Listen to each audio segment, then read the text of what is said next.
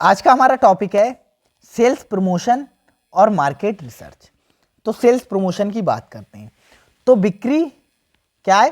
संवर्धन, sales promotion, बाजार अनुसंधान, मार्केट रिसर्च, विक्रेता की विशेषताएं जिसे बोलते हैं क्वालिटी ऑफ अ सेल्समैन, विज्ञापन, एडवर्टाइजिंग और विंडो डिस्प्ले। इन सारी चीजों की हम बात करेंगे इस टॉपिक में। ठीक है, तो सबसे पहले सेल्स प्रमोशंस की बात करते हैं। तो बिक्री संवर्धन का अर्थ है ऐसे प्रयास और तकनीकें अपनाना जिससे किसी उत्पाद या सेवा की बिक्री को बढ़ावा दिया जा सके। मतलब हम अपने जो प्रोडक्ट है उसे क्या कर रहे हैं? प्रमोट कर रहे हैं। ठीक है, उनका एडवर्टाइजमेंट कर रहे हैं जिससे ज़्यादा से ज़्यादा लोग उस प्रोडक्ट के बारे में जाने, देखें, ठीक है, और सुने, जिससे क्या है उसकी जो बिक्री है वो बढ़ सके। तो भाई ये ऐसे प्रयास और तकनीकें अपनाना जिससे उत्पाद की बिक्री को बढ़ावा दिया जा सके। यह एक शॉर्ट टर्म मार्केटिंग रणनीति होती है। मतलब शॉर्ट टर्म मार्केटिंग रणनीति होती है कि बहुत कम टाइम में आप अपने बिजनेस को रन अप कर लो या बढ़ा लो, जिसका उद्देश्य ग्राहकों को अधिक संख्या में और जल्दी उत्पाद खरीदने के लिए प्रेरित करना होता है। मतलब ज़्यादा ग्राहक आए और ज़्यादा से ज़्यादा प्रोडक्ट हमारे सेल हों। इसमें निम्नलिखित तकनीकें शामिल होती हैं। जैसे आप डिस्काउंट दे रहे हैं या ऑफर दे रहे हैं, ग्राहकों को समय समय पर छूट या विशेष ऑफर दिए जाते हैं ताकि उन्हें उत्पाद खरीदने के लिए प्रेरित किया जा सके। फ्री सैंपलिंग, मतलब हम उन्हें फ्री सैंपल्स दे रहे हैं। उपभोक्ताओं को उत्पाद का निःशुल्क नमूना प्रदान करें ताकि वे उत्पाद की गुणवत्ता से परिचित हो कि उत्पाद कैसा है। लॉयल्टी प्रोग्राम, तो नियमित ग्राहकों के लिए विशेष प्रोत्साहन कार्यक्रम बनाए गए, जैसे कि अंक अर्जित करना और उन अंकों का उपयोग भविष्य में छूट के रूप में मतलब करना। तो हमने लॉयल्टी प्रोग्राम में क्या, कुछ ग्राहक हमारे जो मतलब रेगुलर कस्टमर्स हैं, ठीक है, उनके लिए कुछ अंक का एक सिस्टम बनाया। उन अंक के आधार पर उन्हें क्या कि फ्यूचर में उन्हें छूट दी जा सकती है। कुछ कूपन्स, तो कूपन प्रदान करके ग्राहकों को उनके अगले खरीद के लिए छूट दी जा सकती है। ठीक है, इससे हम बाई वन गेट वन, ठीक है, इससे हम क्या कर सकते हैं, एक उत्पाद खरीदने पर मतलब दूसरा मुफ्त दे सकते हैं। कंटेस्ट और कंपटीशंस, ग्राहकों को भाग लेने के लिए प्रोत्साहित करने के लिए प्रतियोगिताएं आयोजित की जाती हैं जिससे उपभोक्ताओं की दिलचस्पी बढ़ती है। हम क्या कर सकते हैं, हम कंपटीशंस जो होती है, प्रतियोगिताएं होती हैं, उन्हें आयोजित कर सकते हैं जिससे क्या हो, उपभोक्ताओं की दिलचस्पी, हमारे जो कस्टमर्स हैं उनकी जो दिलचस्पी है वो बढ़ती है।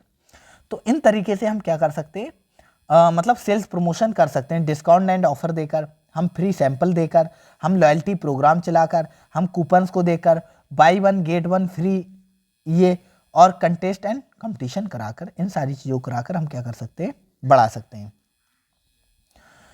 जो हमारा सेल्स प्रमोशंस की इंपॉर्टेंस क्या है, ये क्या होता है, हेल्प इन इंक्रीजिंग सेल्स, आपकी सेल्स को बढ़ा देगा। ठीक है, उत्पाद की मांग बढ़ती है और तत्कालिक बिक्री बढ़ती है। मतलब इंस्टेंट आपकी जो बिक्री है वो बढ़ने लगती है और आपकी जो उत्पाद है उसकी मांग भी बढ़ने लगती है। ये क्या करता है, अट्रैक्ट्स करता है न्यू कस्टमर को। जब छूट मिलती है, ऑफर मिलता है, तो क्या होता है, नए कस्टमर्स भी आने लगते हैं। सीजनल प्रोडक्ट्स, तो ऐसे उत्पादों की बिक्री को बढ़ावे में मदद मिलती है जो किसी विशेष मौसम में या एक पर्टिकुलर समय पर बिकते हैं। जैसे कि इस समय क्या ठंड चल रही है, विंटर चल रहा है, तो जो विंटर वाले प्रोडक्ट हैं वो ज़्यादा होते हैं, जैसे बॉडी लोशंस वगैरह, इनकी सेल्स ज़्यादा होती है। ठीक है, तो मतलब सीजनल प्रोडक्ट्स की जो सेल्स होती है वो बढ़ जाती है। एज इन कंपटीशंस, तो बिक्री संवर्धन की तकनीकें किसी कंपनी को प्रतिस्पर्धा में आगे रखती है। मतलब किसी कंपनी को बढ़ावा देती हैं, जैसे उसके प्रोडक्ट ज़्यादा बढ़ रहे हैं तो कंपनी की भी रेटिंग बढ़ेगी या इकोनॉमी बढ़ेगी। नेक्स्ट आता है हमारा मार्केट रिसर्च। तो बाजार अनुसंधान वह प्रक्रिया है जिसके तहत कंपनी या कंपनियां अपने उत्पादों या सेवाओं के लिए बाजार में उपलब्ध अवसरों और खतरों को समझने के लिए जानकारी जुटाती हैं। तो मार्केट रिसर्च, ठीक है, बाजार अनुसंधान, तो इसमें क्या करती हैं कंपनियां जो होती हैं, ठीक है, अपने जो उत्पाद होती हैं या सेवाओं होती हैं उनको बाजार में बेचने के लिए क्या करती हैं, जो मतलब फैसिलिटी हैं उनको देखती हैं और मतलब क्या क्या रिस्क होते हैं क्या क्या रिस्क हो सकते हैं, यहाँ पर हमें अपना माल सेल करना है इस मार्केट में, तो वहाँ क्या रिस्क हो सकते हैं, क्या हमें फ़ायदे हैं, वो सारी जानकारी जुटाती हैं इस मार्केट रिसर्च की। मतलब पूरी मार्केट को रिसर्च करती हैं कंपनी के लोग होते हैं, वो अपने प्रोडक्ट को उस कंपनी में लॉन्च करने या सेल करने से पहले। इसका उद्देश्य उत्पादों की मांग, ग्राहकों की ज़रूरतें और प्रतिस्पर्धा को आकलन करना होता है। मतलब हम कस्टमर्स को देखेंगे, किस टाइप की कस्टमर्स हमारे यहाँ है और हमारा प्रोडक्ट सेल हो सकता है, नहीं हो सकता है, या हमें क्या दिक्कत आ सकती है, ये सारी जानकारी कंपनी के पास पहले से होती है। बाजार अनुसंधान में निम्नलिखित प्रकार का हो सकता है, मतलब बहुत सारी तरह का हो सकता है रिसर्च। तो प्राइमरी रिसर्च एक होती है, एक सेकेंडरी होती है। ठीक है, प्राइमरी में क्या होती है, यह उस जानकारी को एकत्रित करने की प्रक्रिया है जिसे पहले से नहीं जुटाया गया है, जैसे कि सर्वेक्षण, साक्षात्कार और प्रश्नावली। तो जो प्राइमरी रिसर्च होती है, इसमें हम क्या करते हैं, प्राइमरी जानकारी लेते हैं जो पहले से हमारे पास नहीं होती है। सेकेंडरी रिसर्च, तो ये उस जानकारी का विश्लेषण होता है जो पहले से उपलब्ध है। तो पहले से उपलब्ध है, जैसे बहुत सारी सरकारी रिपोर्ट है, उद्योग के आंकड़े हैं, ठीक है, पुस्तकें हैं उस मार्केट की। तो इन सारी चीजों को क्या करके देखना और इन पर और जानकारी इकट्ठी करना, ये होता है सेकेंडरी रिसर्च में। और इसकी इंपॉर्टेंस क्या होती है, जो मार्केट रिसर्च होती है इसकी इंपॉर्टेंस क्या होती है, इसकी इंपॉर्टेंस होती है अंडरस्टैंडिंग द कस्टमर नीड्स। तो जो कस्टमर है क्या चाह रहा है, कस्टमर क्या खरीदना चाह रहा है, ठीक है, उस जानकारी को जानना, या उसकी जो मंशा है वो क्या चाहता है वो जानना। बाजार अनुसंधान से कंपनी अपने ग्राहकों की आवश्यकताओं और प्राथमिकताओं को समझती है। क्या है असेसिंग कंपटीशन, तो मतलब प्रतिस्पर्धी के उत्पादों, उनकी कीमतों और बाजार में उनकी स्थिति का अध्ययन करने में मदद करती कि तुम्हारे कंपटीटर कौन से, कौन सा प्रोडक्ट वो बेच रहे हैं और हम किस रेट पर ये प्रोडक्ट को बेचेंगे तो हमारा इस मार्केट में सेल होगा, ये सारी चीजें। फोरकास्टिंग डिमांड, तो फोरकास्टिंग क्या है, मांग का पुनर्निर्माण। ठीक है, अनुसंधान से यह अनुमान लगाया जा सकता है कि भविष्य में किसी उत्पाद की मांग कैसे विकसित हो सकती है। ठीक है, फोरकास्टिंग डिमांड से कि आने वाले समय में उस प्रोडक्ट की डिमांड क्या हो सकती है मार्केट में।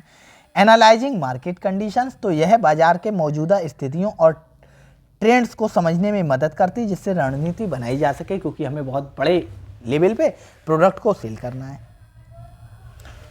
क्वालिटीज ऑफ सेल्समैन, तो विक्रेता होती है उसकी विशेषताएं क्या होना चाहिए, जो सेल्समैन है उसकी जो क्वालिटीज हैं वो क्या होना चाहिए। तो जो हमारा सेल्समैन है उसके पास बहुत सारी विशेषताएं होना चाहिए, जैसे कम्युनिकेशन स्किल, संचार कौशल, मतलब उसके बोलने का जो तरीका है वो बहुत बढ़िया होना चाहिए जिससे ग्राहक ज़्यादा से ज़्यादा अट्रैक्ट हो सके।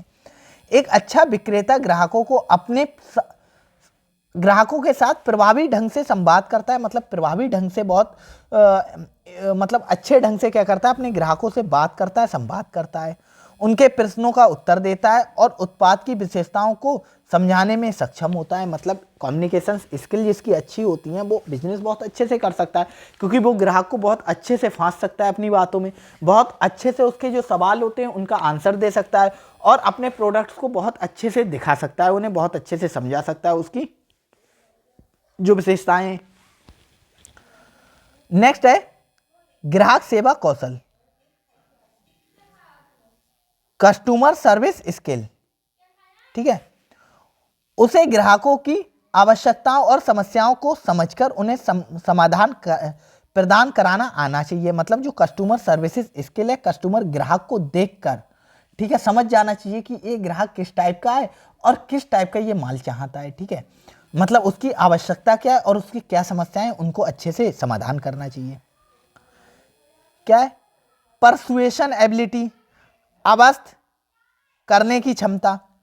एक अच्छा विक्रेता अपने ग्राहक को उत्पाद खरीदने के लिए प्रेरित करने में सक्षम होता है, उसे इतनी क्वालिटी बता देता है अपने प्रोडक्ट की कि वो लेने पर मजबूर हो जाता है।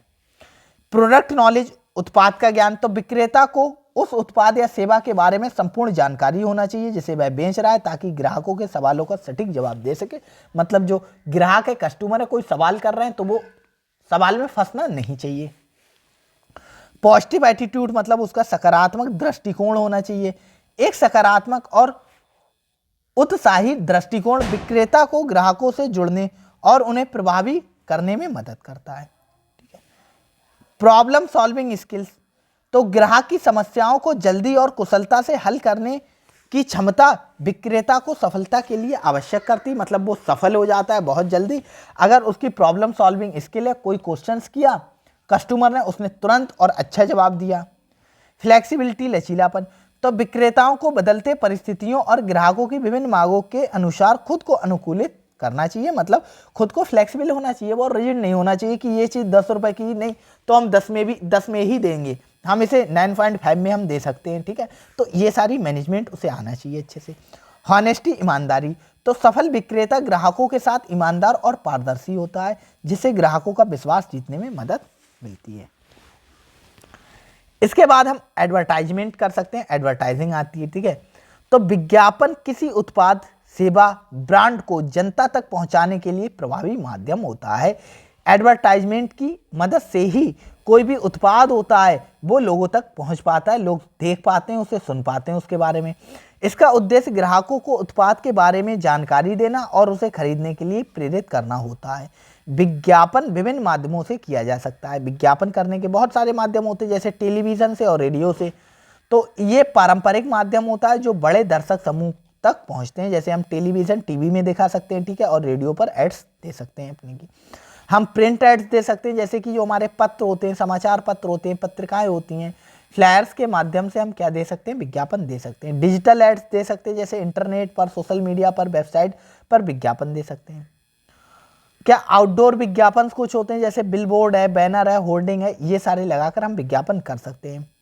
स्पॉन्सरशिप हम दे सकते हैं, तो कंपनी किसी कार्यक्रम या इवेंट्स का प्रयोजन करती ताकि उनका ब्रांड प्रमोट हो सके।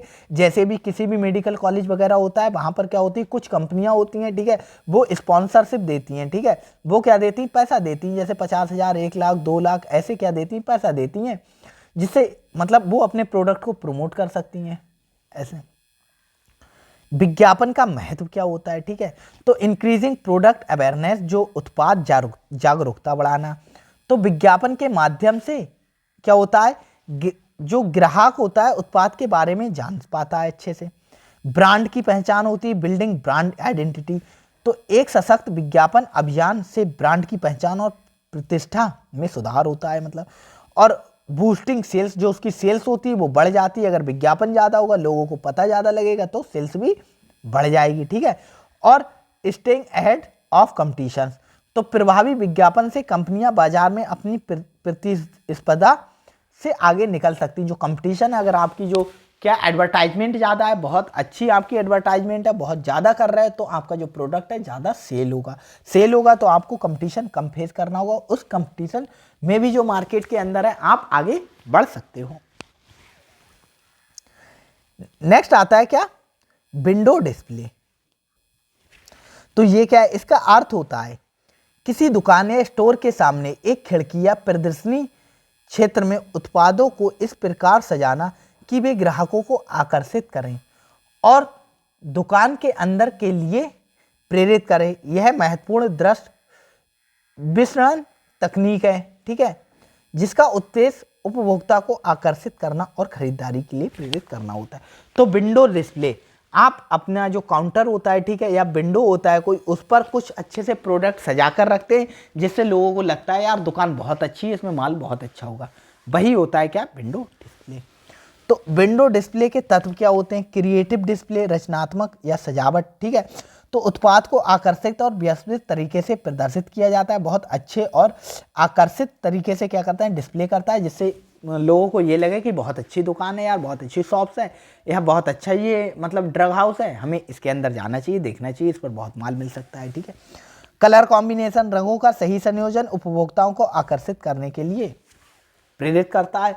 मतलब अगर बहुत अच्छे से आपने डिजाइनिंग की है कलरफुल वे में, ठीक है, प्रोडक्ट्स के डब्बे रखकर या कुछ भी रखकर, तो मतलब ग्राहक ज्यादा आकर्षित होगा।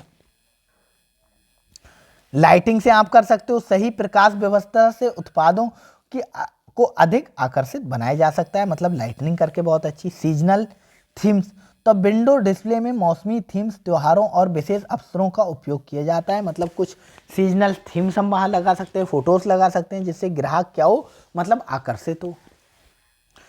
विंडो डिस्प्ले की इंपॉर्टेंस क्या है, तो अट्रैक्टिंग कस्टमर्स, ग्राहकों को आकर्षित करना। तो एक आकर्षण विंडो डिस्प्ले ग्राहकों को ध्यान खींचता है, उन्हें स्टोर के अंदर आने के लिए प्रेरित करता है। ठीक है। शोकेसिंग प्रोडक्ट्स, उत्पादों को प्रकाशित करना, मतलब शोकेसिंग। विंडो डिस्प्ले के माध्यम से स्टोर अपने नवीनतम मतलब अच्छे या नए उत्पाद हैं, विशेष उत्पाद हैं, उनको प्रदर्शित करता है जिससे ग्राहक उन पर ध्यान दे सके। इन्फ्लुएंसिंग परचेस डिसीजन, खरीदारी निर्णय पर प्रभाव। एक प्रभावी विंडो डिस्प्ले ग्राहकों को उत्पाद के प्रति आकर्षित करती है।